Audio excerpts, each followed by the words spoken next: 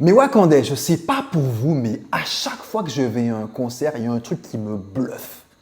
À savoir que chaque artiste, chaque instrumentiste joue en fait une note différente, mais quand tu les réunis tous, quand tu les fais tous travailler ensemble, ils créent une mélodie puissante. Et c'est exactement ce que propose la préparation mentale. À savoir que chaque habileté mentale est un instrument qui va contribuer à ton succès. C'est la raison pour laquelle, aujourd'hui, Black History Month oblige, nous allons plonger dans l'univers d'un des plus grands producteurs de musique de tous les temps, celui qui a contribué à faire de Thriller un album iconique, à savoir Monsieur Quincy Jones. Cet homme a su montrer des qualités mentales exceptionnelles pour passer de la pauvreté au statut de légende. Et ça, c'est un Bois des Ben Challenge.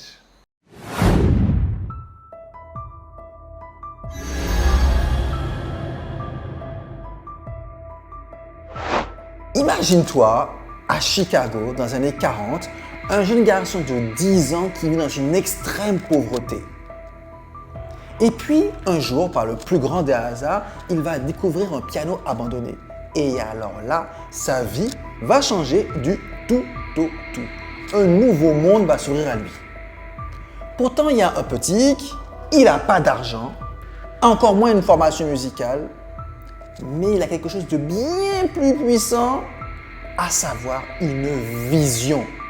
Et c'est cette vision qui va faire de lui une véritable légende dans le monde de la musique.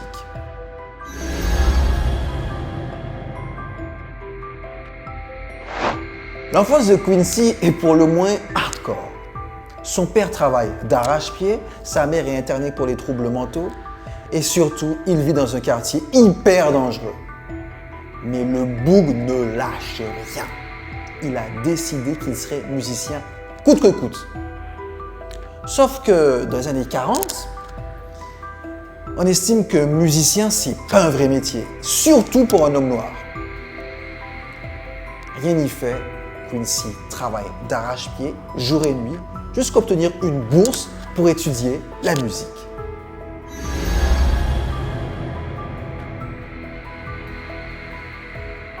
Dans les années 50, Quincy Jones décide donc de partir à Paris pour étudier la musique.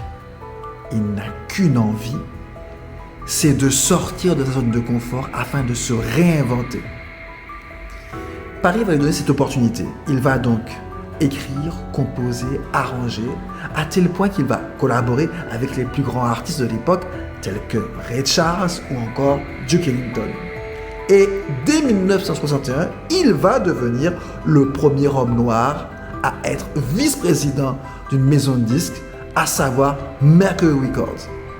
Il faut bien comprendre une chose, c'est inédit pour un homme noir d'être à un poste si élevé à l'époque.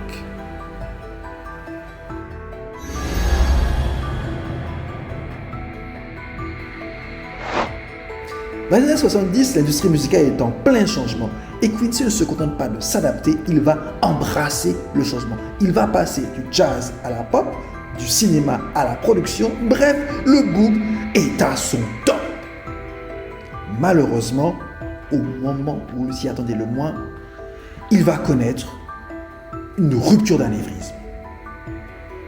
Et on lui prédit même qu'il se peut qu'il ne retravaille plus jamais.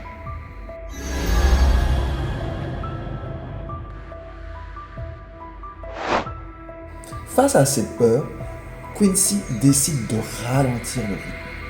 Il va apprendre à mieux canaliser son stress afin de revenir encore plus fort puisqu'il va produire l'album le plus vendu de tous les temps, à savoir Thriller de Michael Jackson.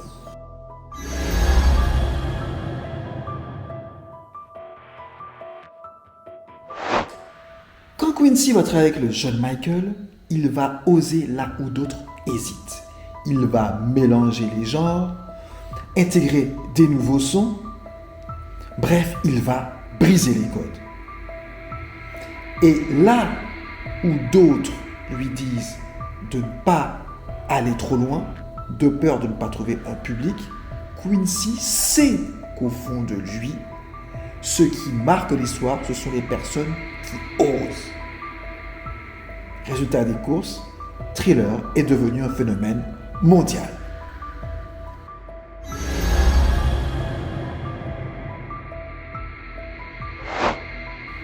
Bref, t'as capté, le Boog, c'était pas seulement un musicien, c'est avant tout un mec qui était visionnaire, un véritable stratège mental.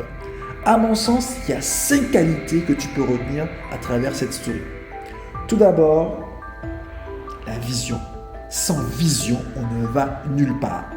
Il faut quelque chose qui nous motive à nous bouger. Et la vision y contribue. En 2, la résilience. Le point fort de Quincy, c'est qu'il a toujours su transformer ses échecs en force. En 3, l'adaptabilité. Il faut toujours évoluer avec son environnement. Sinon, tu es vite largué. 4, la gestion émotionnelle. Là, on est au cœur de la préparation mentale. C'est en canalisant son stress qu'on arrive à tirer le meilleur parti de nos capacités. Enfin, dernière qualité, l'audace. C'est en sortant de notre zone de confort, en sortant des sentiers battus, qu'on arrive à atteindre des résultats au-delà de nos espérances. J'espère que cette story t'aura plu et surtout, n'hésite pas à me dire quelle qualité te paraît la plus importante pour arriver à atteindre tes objectifs. Je compte sur toi.